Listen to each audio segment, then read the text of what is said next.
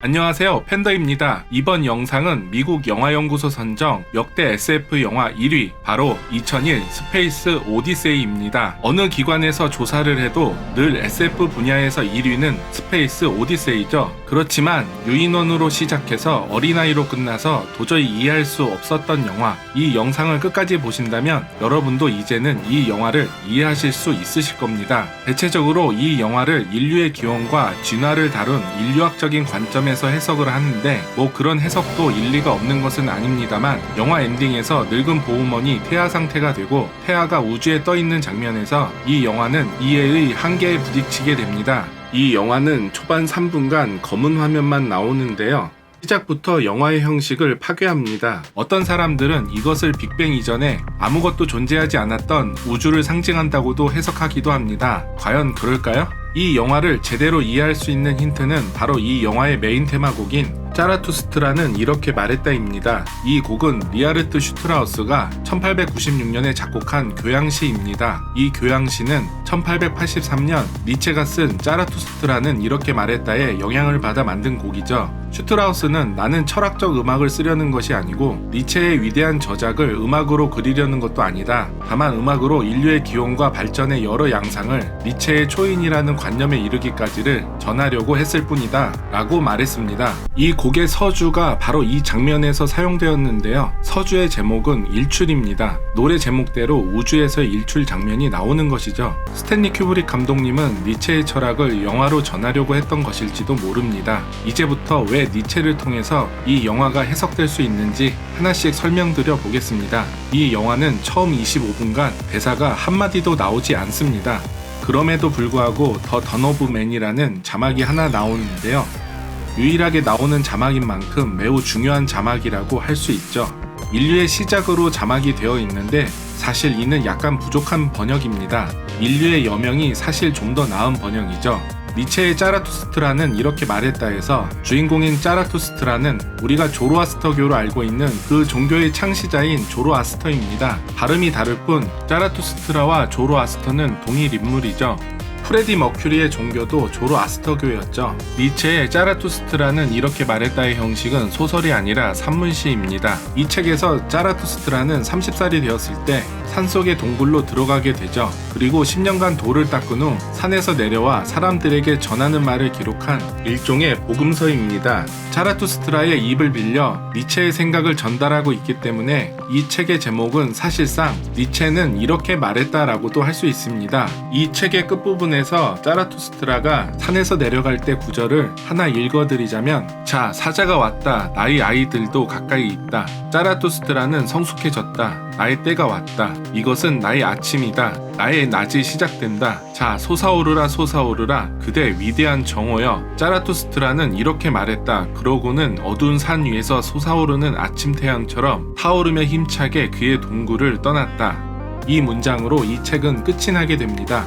니체는 인생을 아침, 정오, 저녁의 시간적 변화에 비유했습니다. 이 영화의 초반 3분의 암전은 빅뱅 이전의 우주가 아니라 여명 이전의 밤을 상징합니다. 밤이었다가 일출이 시작되었기 때문에 인류의 여명이라는 자막이 나온 것이죠. 밤이었다가 태양이 뜨고 인류는 아침을 맞은 것입니다. 사실 니체의 짜라투스트라는 이렇게 말했다는 이 책만 읽어서는 이해할 수 없는 책입니다. 이 책은 기존의 다른 철학서들을 어느 정도 읽었다는 전제 하에서만 이해할 수 있는 책이죠. 여기서 짜라투스트라가 동굴에 들어갔다가 동굴에서 나온 것이 무엇을 의미하는 것이냐 하면 플라톤의 이데아론과 관련이 있습니다. 플라톤의 이데아론에는 동굴의 비유가 등장하는데요, 인간은 빛이 비추는 본래의 사물은 보질 못하고 벽에 비추어진 그림자를 진짜 사물로 인식하게 되는 게 인간의 한계라는 것을 설명한 비유입니다. 그림자는 허상일 뿐인데 그림자가 진짜 사물의 본질이라고 우리가 잘못 알고 있다는 것을 지적한 것이죠. 짜라투스트라가 동굴에서 밖으로 나온 것은 그림자가 아닌 실제 사물의 본질을 바라볼 수 있게 되었다는 것을 의미합니다. 이 영화는 영화와 함께 아서 클라크의 소설로도 출판이 되었습니다. 먼저 이 영화를 화면에 보여지는 대로와 소설에 쓰여진 텍스트대로 설명하자면 다음과 같습니다. 아프리카에 살던 유인원들과 테이퍼들이 평화롭게 공존을 하면서 살고 있었는데 표범과 같은 포식자가 등장하게 됩니다. 표범이 등장하게 되자 유인원들은 하루하루를 공포에 떨면서 살아야 했죠. 그리고 물을 차지하기 위해 두 유인원 집단들이 충돌을 하는데 이때는 목소리 큰 놈이 물을 차지하게 됩니다. 옛날이나 지금이나 목소리 큰 놈이 이기는 건 진리인가 보네요. 표범은 유인원들을 더 잡아먹기 위해 계속해서 감시를 하고 있고 표범이 무서운 유인원들은 동굴로 숨어 들어가서 버티게 됩니다. 그러다가 이상한 비석이 하나 나타나게 되고 이 화면이 잠깐 나오더니 갑자기 도구를 사용하게 됩니다. 이 도구를 사용해 테이퍼를 사냥해서 채식 위주의 식단이 고기 위주의 식단으로 바뀌게 됩니다. 이제 이전처럼 테이퍼와의 평화로운 공존은 할 수 없게 되었죠. 그리고 물을 두고 충돌을 빚던 다른 집단과 다시 마주치게 됩니다. 한쪽 집단은 손에 도구를 들었지만 다른 한쪽 집단은 도구가 없죠. 물을 두고 충돌한 두 집단 중 도구를 다룰 줄 알았던 집단이 이기게 됩니다.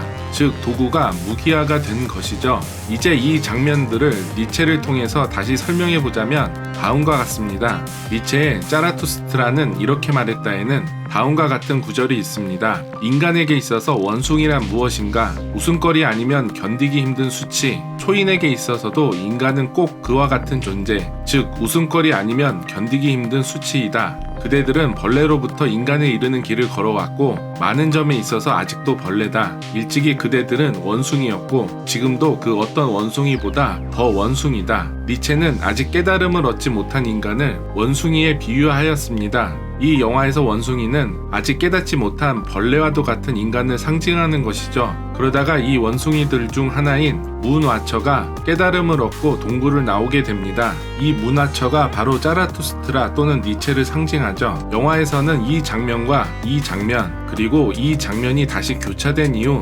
갑자기 도구를 사용하게 됩니다. 짜라투스트라가 도를 깨달은 이후 원숭이에서 벗어나서 현생 인류가 된 것을 상징하는데요. 이 장면은 왜 나왔던 걸까요?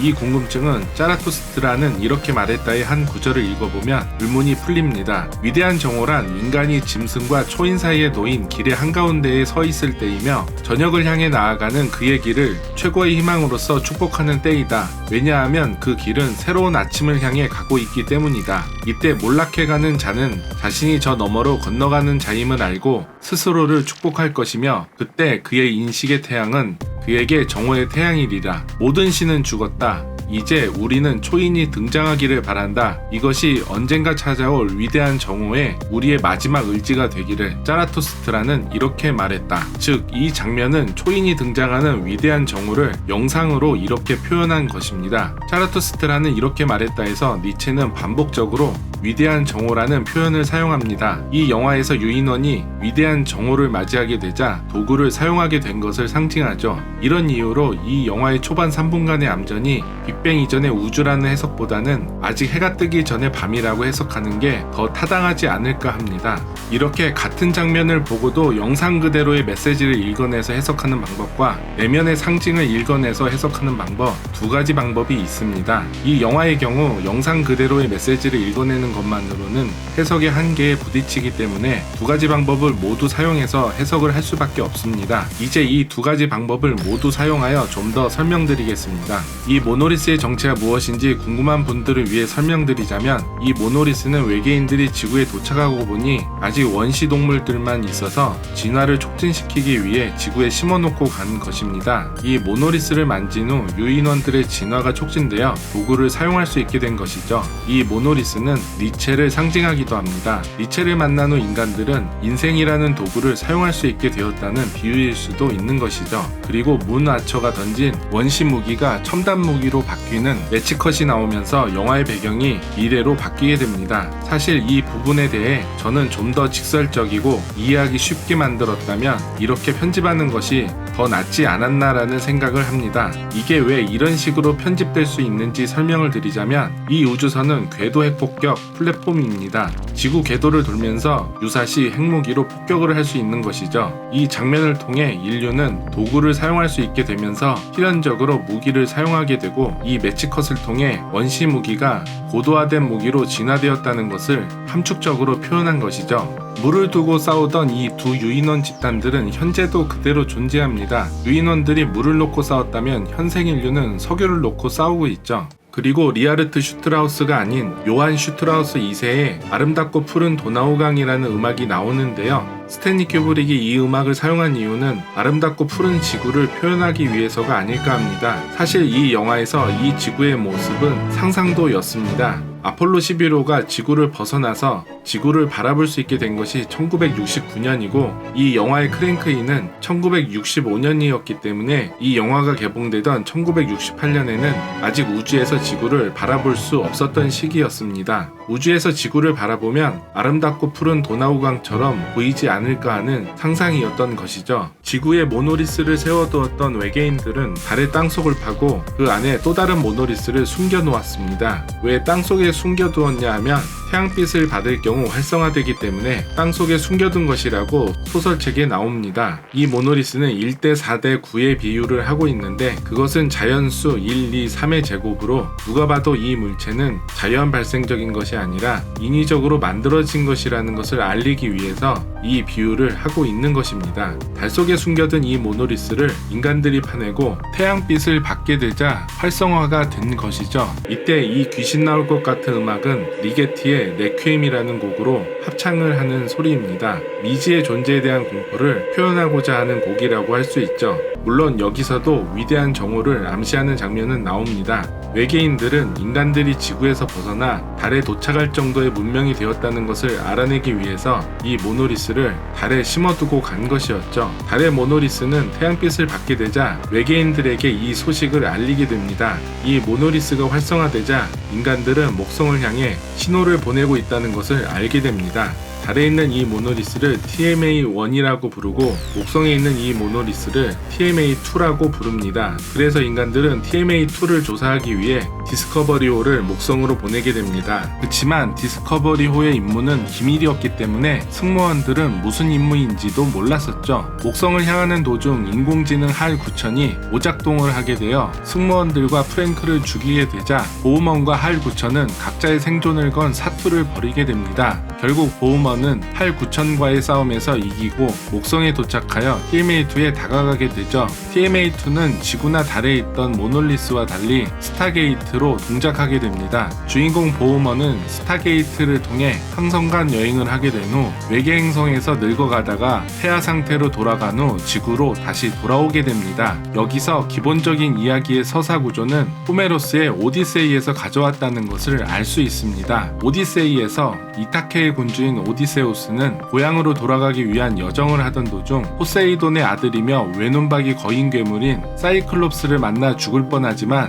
이를 물리치고 여러가지 일들을 겪은 후 고향에 돌아오게 됩니다. 그래서 어쌔신 크리드 오디세이 게임에서 활을 들고 외눈박이 괴물을 물리치는 퀘스트가 등장하는 것이죠. 오디세우스의 주무기가 활이었기 때문에 보우먼이라는 이름은 오디세우스를 상징한다고 볼 수 있습니다. 2001 스페이스 오디세이에서 주인공인 보우먼은 외눈박이 괴물 할 9000을 물리치고 고향인 지구로 돌아오게 되죠. 참고로 이 영화의 제목을 호메로스의 서사시 오디세이에서 가져왔다는 것은 제 추측이 아니라 큐브릭 감독님이 직접 하신 말씀입니다. Ulysses, by the way, would be the greatest analogy I can think of to this character because I play the part of Captain Dave Bowman, who's the commander of this ship. 보우먼 역을 한 배우도 그렇게 생각한다고 말하고 있네요. 물론 오디세이만으로는 이 영화가 해석되지는 않습니다. 니체는 짜라투스트라는 이렇게 말했다 해서 인간 정신이 변화하는 세 가지 단계에 대해 이야기하고 있는데요.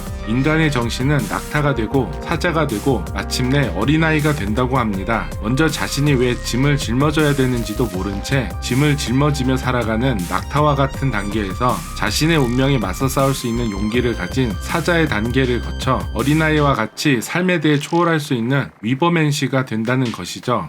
이 영화에서 보우먼은 이유도 모른 채 목성을 향하는 의무감만을 가진 낙타와 같은 존재에서 죽음의 운명에 맞서 싸우는 용맹한 사자의 단계를 거쳐 최종적으로 어린아이이자 위버맨시인 스타차일드가 됩니다. 이 영화의 영향을 받거나 오마주한 영화들은 숱하게 많습니다. 인터스텔라의 타스는 모놀리스를 오마주한 것이고 소림축구에서 대머리 위로 일출하는 장면과 찰리와 초콜릿 공장에서 초콜릿이 등장하는 장면, 지구를 지켜라에서 신하균이 직접 연기한 유인원 장면과 어떤 과학의 초전자포의 장면 등에서도 오마주 되었죠. 전설거신 이데온에서는 일출 장면뿐만 아니라 아예 스타차일드까지 나옵니다. 이 중에서도 에반게리온은 무척 큰 영향을 받았는데요. 에반게리온이 니체를 직접적으로 은유한 것은 아니지만 아무래도 이 영화의 영향을 받다 보니 간접적으로 니체의 영향을 받게 되었습니다. 에반게리온에서 신지는 자신이 왜 에반게리온에 타야 되는지 이유도 모른 채 낙타와 같은 삶의 무게를 짊어지게 됩니다. 그러다가 아야나미 레이를 구하기 위해 낙타처럼 의무감이 아니라 사자와 같은 용기를 가지고 에바에 타게 되죠. 그리고 수많은 사람들로부터 욕먹은 오메데토 엔딩을 보게 되는데, 여기서 신지는 삶의 무게에 힘들어하는 낙타에서 모든 것을 긍정하는 디오니소스적인 어린아이이자 위버맨시가 되면서 끝난 것입니다. 표현 방식은 달라도 스페이스 오디세이나 에반게리온이나 인간 정신의 변화에 있어서 니체의 관점을 가져왔다고 볼 수 있죠. 또한 보우먼이 늙은 후 죽지 않고 다시 어린아이가 되어 지구로 돌아온다는 것은 니체의 영혼회귀 사상을 은유한다고도 볼 수 있습니다. 니체의 영혼회귀란 무엇인지 궁금하신 분들도 많으실 겁니다. 이건 철학적으로 설명하기 되게 어려운 개념이라 간단하게 설명드리기가 어렵지만, 사람이 죽고 난 후에 인생이 끝이 나는 게 아니라 다시 나 자신으로 돌아가서 다시 인생을 시작하게 된다는 니체의 철학 사상입니다. 우주에는 무한의 시간이 있기 때문에 우주에서는 같은 일들이 무한히 반복되고 있을지도 모른다는 것이죠. 니체는 무한히 반복되는 영원한 우주의 시간 속에서 우리는 반복되는 인생을 살게 되니 죽고 나면 모두 끝이다라는 식의 허무주의에 빠지지 말자고 설파하였던 것입니다. 니체는 너의 운명을 사랑하라라는 말을 남겼는데 라틴어로 아모르 파티라고 합니다. 리하르트 슈트라우스와 김연자의 아모르 파티는 니체의 철학을 노래했다면, 스페이스 오디세이는 니체의 철학을 영상화한 것이죠. 니체는 허무주의를 극복하기 위해서 우리의 삶이 죽으면 모두 끝나는 것이 아니라 다시 태어나서 나 자신으로 돌아오게 될 것이라는 위안을 사람들에게 주고 싶어서 차라투스트라는 이렇게 말했다라는 책을 썼던 것입니다. TMA2는 항성간 여행을 가능하게 해주는 스타게이트였습니다. 이 장면은 웜홀을 통과하는 장면을 시각화한 것으로 컴퓨터 그래픽은 하나도 사용되지 않고 순수 아날로그 기법으로 촬영된 장면입니다. 보우먼이 외계인들의 고향별에 도착하게 되자 외계인들은 보우먼을 지구의 호텔과 똑같은 환경으로 구성된 실험실에 가두어두고 관찰과 연구를 합니다. 그런데 정작 이 영화에서 외계인은 나오지 않습니다. 사실 스탠리 큐브릭 감독님은 이 영화의 엔딩 장면에서 외계인을 어떻게 묘사할지 고민을 했었습니다. 아서 클라크는 외계인의 생김새가 지구인과는 다를 것이라는 의견이었고, 스탠리 큐브릭은 외계인들도 지구인이랑 비슷할 것이라는 의견이었죠. 이 토론은 이 영화의 자문을 해주었던 코스모스의 저자 칼 사강, 훗날 칼 세이건으로 알려지는 과학자에 의해 결론이 나게 됩니다. 칼 세이건은 외계인을 어떻게 묘사하든 오류가 있을 수 있기 때문에 영화에 외계인을 등장시키지 말 것을 권유합니다. 결국 칼 세이건의 조언대로 이 영화에서 외계인의 존재는 암시만 될 뿐 직접적인 묘사는 되지 않습니다. 이 점은 훗날 칼 세이건의 소설을 영화로 만든 컨택트에서도 동일하게 연출됩니다. 여기서도 웜홀을 통과해서 외계인을 만나러 가지만 외계인의 모습은 등장하지 않습니다. 인터스텔라도 마찬가지입니다. 인터스텔라에서도 웜홀을 통과해서 항성간 여행을 하지만 외계인의 모습은 등장하지 않습니다. 마치 홍철 없는 홍철팀처럼 외계인 없는 외계인 영화라고도 할 수 있죠. 보우먼이 늙어서 사망하게 되자 외계인들은 그를 다시 스타차일드로 태어나게 합니다. 이 방 안에 생긴 모놀리스도 스타게이트 역할을 하는데, 이 스타게이트를 통해서 외계인 행성에서 지구로 순식간에 도착하게 되면서 스타차일드가 지구를 바라보며 이 영화는 끝나게 됩니다.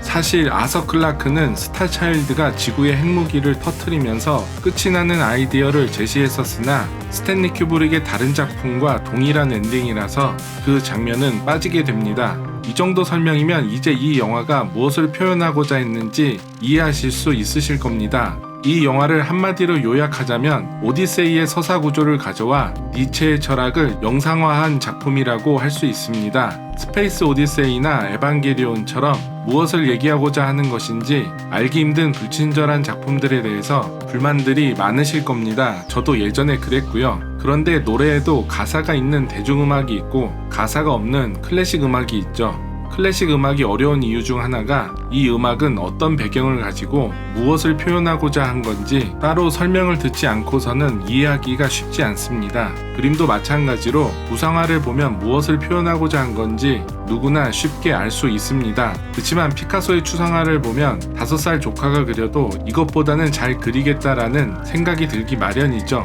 하지만 피카소가 16살 때 그린 그림을 보면 구상화로 이미 만렙을 찍었습니다. 우연히 피카소의 전시회를 보았다가 피카소의 구상화 실력을 보고 충격을 받은 적이 있었습니다. 스페이스 오디세이나 에반게리온은 가사가 없는 클래식 음악이나 피카소의 추상화와 비슷하다고 저는 생각합니다. 영화 2010 스페이스 오디세이에서는 그토록 갈망하던 대사와 설명이 차고 넘칩니다만 대사가 너무 많이 나와서 아침 드라마를 보는 느낌이었습니다. 영화라는 것이 대사가 꼭 많다고 해서 친절하거나 이해하기 쉬워지는 것이 아니더라고요. この番組はご覧のスポンサーの提供でお送りします。 이 영화에는 당시 누구도 보여주지 못했던 기술들이 대거 등장하였습니다. 무중력 상태에서 걸을 수 있게 벨크로로 된 그립 슈즈도 보여주고 무중력임을 보여주기 위해 볼펜이 허공을 떠다니는 장면이 나오게 됩니다. 사실 CG가 없던 1968년에 이 장면을 어떻게 찍었는지 저는 너무 궁금했었는데 이 장면은 유리창에 볼펜을 양면 테이프로 붙인 후 유리판을 움직이는 상태에서 볼펜을 떼어내는 방식으로 촬영했습니다. 참 아이디어가 기가 막히죠? 스탠리 큐브릭의 천재성을 볼 수 있는 장면 중 하나입니다. 그리고 우주선의 이 컴퓨터 그래픽 같은 장면들은 컴퓨터 없이 만들어냈습니다. 애플 1이 처음 만들어진 게 1976년이니 이 당시에는 개인용 컴퓨터라는 게 존재하지도 않던 시절이죠. 이 장면은 CG 없이 미니어처 안에 프로젝터로 영상을 투사하는 방식으로 특수효과를 낸 것입니다. 이 영화의 모든 장면들은 CG 없이 100% 아날로그 방식으로 만들어졌습니다. 스탠리 큐브릭은 이 영화가 처음이자 마지막 SF 영화였지만 최고의 SF 영화를 만들어냈습니다. 사실 이 영화 이전에도 SF 영화들은 있었습니다. 하지만 금지된 행성처럼 잘 만든 SF 영화조차도 스페이스 오디세이처럼 영상 충격을 보여주진 못했습니다. 이 영화는 고전 공포 영화 할로윈에서도 등장할 정도로 SF 영화 중에서는 꽤 유명한 영화인데도 말이죠. 화상전화에 나오는 이 아이는 스탠리 큐브릭 감독님의 딸이고 이 영화에 나오는 모든 디스플레이는 평면입니다. 지금 보면 뭐 그리 대단하냐고 생각들겠지만 저 당시 브라운관 TV들은 화면이 볼록하게 튀어나와 있습니다. 왜냐하면 브라운관 내부가 진공 상태이기 때문에 화면을 평평하게 만들 경우 유리가 깨질 수 있기 때문에 유리가 버틸 수 있도록 아치 형태로 볼록하게 만들어야 했던 것이죠. 이걸 평면으로 만들기 위해선 앞유리를 두껍게 만들어야 하는데 이 기술은 1990년대에나 가능해집니다. 화장실 이용 방법에 적혀있는 내용은 무엇이냐 하면 사람이 화장실에 들어가서 변기에 앉으면 우주정거장처럼 화장실이 회전을 해서 원심력을 발생시킵니다. 그래야 응가가 변기 밑으로 떨어지니까요. SF 영화 중에서 우주에서 화장실을 어떻게 이용할지를 고민한 유일한 영화가 아닐까 합니다. 그리고 회의 장면에서 한 가지 특이한 점이 조명이 천장에 없습니다. 바로 벽이 조명이 되는 것이죠. 보우먼의 실험실에서는 바닥 조명을 합니다. 당시의 조명기구는 하나도 달려있지 않습니다. 스탠리 큐브릭 감독님은 어떻게 하면 미래지향적인 느낌을 줄까 고민한 결과가 바로 벽과 바닥에 면발광 조명이었던 것이죠. 미래 영화에 형광등이 있었으면 이 영화의 느낌은 많이 죽었을 겁니다. 2010년 이후에야 622L 방식의 면발광 조명이 나왔으니 이 또한 시대를 한참 앞서갔던 것이고요. 이 영화에 등장하는 뉴스패드는 애플이 삼성을 아이패드 특허 침해로 소송을 걸었을 때 다시 조명을 받게 됩니다. 삼성 측에서 스페이스 오디세이 이 장면을 가지고 아이패드는 독창적인 제품이 아니다라는 증거로 미국 법원에 제출을 했던 것이죠. 각종 계기판들도 지금 보면 LCD를 이용해 쉽게 구현할 수 있지만 1968년에 이런 영상을 만들어낸 영화 감독은 없었습니다. 그리고 비행 접시 형태의 우주선만 나오던 SF 영화에서 장대한 함선이 등장한 것도 이 영화가 처음이었고 큰 함선의 규모를 보여주기 위한 이 구도는 스타워즈나 스타트렉 등의 다른 영화에도 큰 영향을 미쳤습니다. 할 9천이 들을까봐 보우먼과 프랭크가 몰래 대화를 나누는 이 장면에서 할은 두 사람의 대화를 입술 모양을 보고 읽어내는데요. 아서 클라크는 아무리 기술이 발전해도 이런 건 되지 않을 것이다 라는 입장이었는데 스탠리 큐브릭은 가능하다는 입장이어서 이 장면이 들어가게 되었습니다. 그런데 수십 년이 지나서 이 기술이 가능해지자 아서 클라크는 스탠리 큐브릭이 옳았다라고 인정을 하게 됩니다. 그리고 할이 IBM의 글자를 한 글자씩 옮기었다는 루머가 많이 알려져 있습니다. IBM 컴퓨터가 오작동을 하는 장면이 화면에 나올 경우 소송이 들어올까봐 IBM이라는 이름을 사용하지 못했다는 그럴듯한 이유와 함께요. 사실 이 영화에는 IBM 상표가 버젓이 등장합니다. 이 루머는 아서 클라크가 직접 부인을 했습니다. And I've been trying for years to stamp out the legend that the word letters HAL was derived from IBM by one letter displacement. And of course, HAL actually stands for Heuristic Algorithmic, HAL. But that's a myth. 팔 9천의 기억 장치를 하나씩 꺼버리면서 서서히 죽어가는 장면은 에반게리온에서 제레 위원들을 하나씩 죽이는 장면으로도 오마주 되었습니다. TV판의 제레는 기계인간 설정이었는데 신극장판에서는 할 9천과 같은 전뇌로 설정이 바뀌었습니다. 이때 할이 부른 데이지라는 노래는 벨 연구소에서 실제로 기계음으로 만든 노래를 사용한 것입니다.